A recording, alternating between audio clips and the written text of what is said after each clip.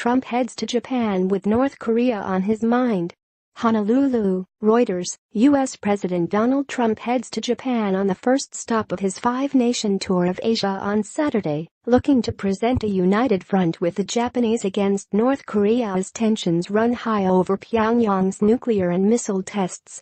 Trump, who is on a 12-day trip, is to speak to U.S. and Japanese forces at Yokota Air Base shortly after arriving in Japan on Sunday, and look to stress the importance of the alliance to regional security.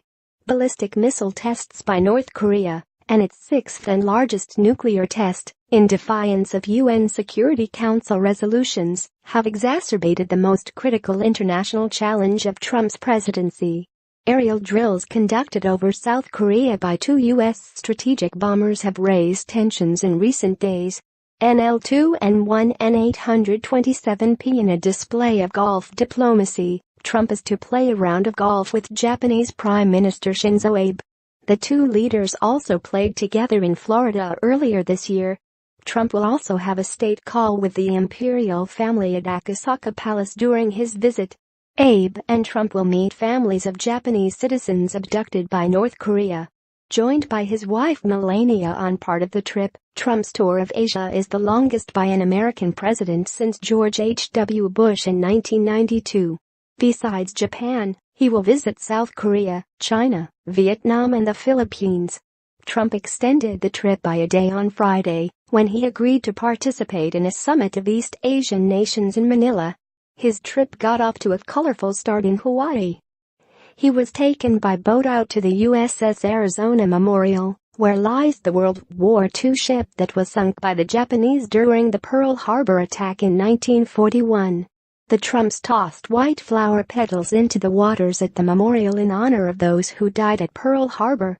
Trump's trip is to be dominated by trade and how to muster more international pressure on North Korea to give up nuclear weapons. "We'll be talking about trade," Trump told reporters at the White House on Friday. "We'll be talking about obviously North Korea. We'll be enlisting the help of a lot of people and countries and we'll see what happens. But I think we're going to have a very successful trip.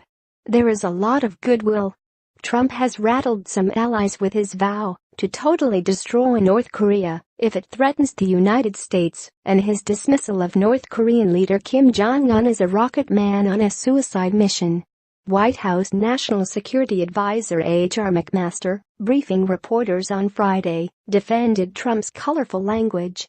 "What's inflammatory is the North Korean regime and what they're doing to threaten the world," McMaster said. Trump will seek a united front with the leaders of Japan and South Korea against North Korea before visiting Beijing to make the case to Chinese President Xi Jinping that he should do more to rein in Pyongyang.